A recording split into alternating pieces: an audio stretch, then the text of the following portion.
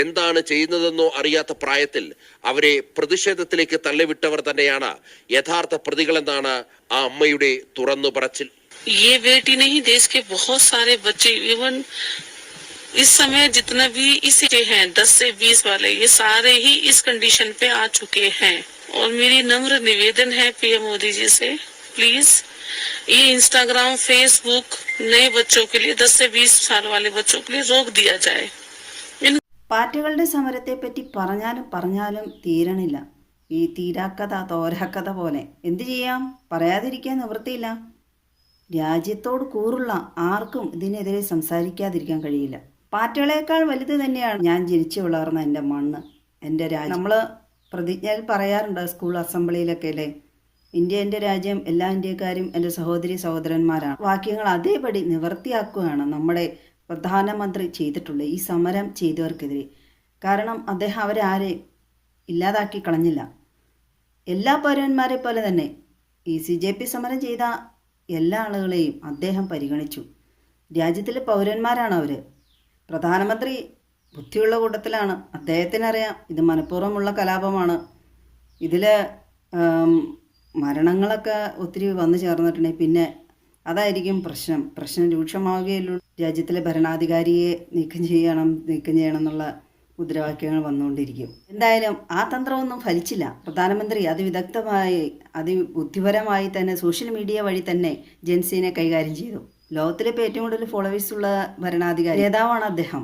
ഈ പാറ്റ സമരം ചെയ്തവരും ഇപ്പോൾ കുറച്ചൊക്കെ തിരിച്ചറിവായി തുടങ്ങിയിട്ടുണ്ടെന്നാണ് പറയുന്നത് അവർക്കും. ഇപ്പം ഈയിടെ 10-15 വയസ്സുള്ള ഒരു പെങ്കൊച്ചും അതിൽപ്പെട്ട പ്രധാനമന്ത്രിയെ വളരെയധികം മ്ലേച്ഛമായ രീതിയിൽ ചീത്ത പറഞ്ഞിട്ടുണ്ടായിരുന്നു. ഈ സമരത്തിൽ പങ്കെടുത്ത മിക്കവരും 18 വയസ്സ് താഴെ അല്ലെങ്കിൽ 25 വയസ്സ് താഴെയുള്ള കുട്ടികളാണ്.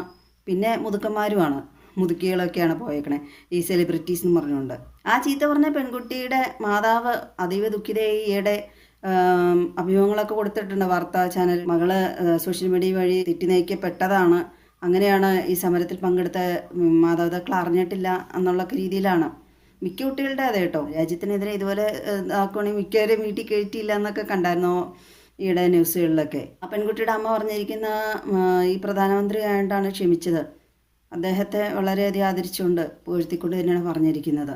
ഇപ്പോൾ വന്ന പുതിയ വാർത്തകളിൽ കാണുന്നതാണ് ISI ട്രെയിനിങ് ലഭിച്ചവർ പെട്രോൾ ബോംബ് എറിയാൻ പ്ലാൻ ഇട്ടിരുന്നു. പഞ്ചാബ് പോലീസാണ് പ്രായപൂർത്തിയാകാത്ത 3-4 പേരെ പിടിച്ചു.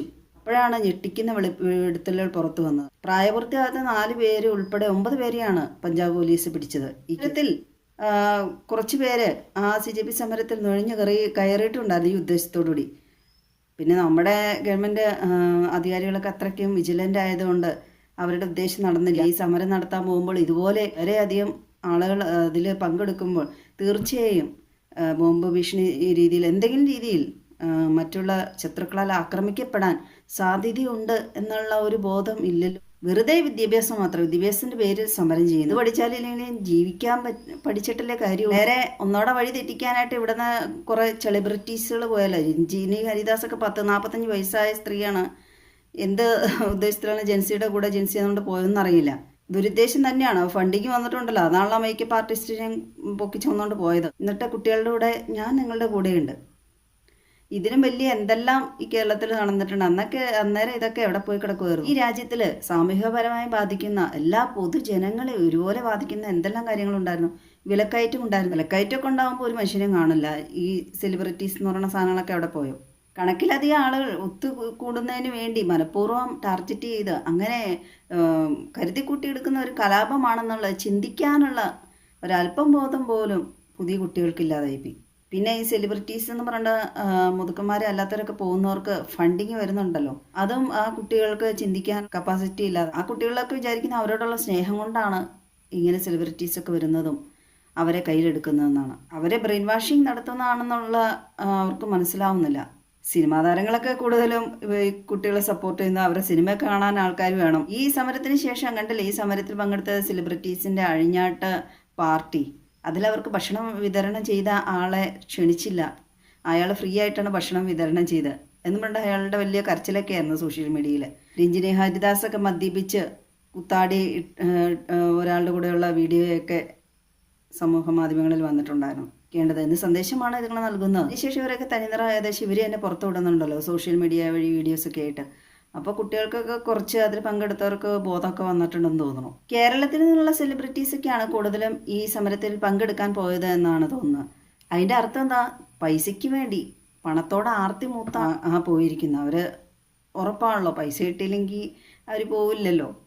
തമിഴ് റിയാക്ഷൻ ചാനലൊക്കെ ഈ ടൊവിനോ തോമസിനെയൊക്കെ വറുത്ത് കോരി പൊരിക്കുന്ന വീഡിയോസൊക്കെ ഉണ്ട്.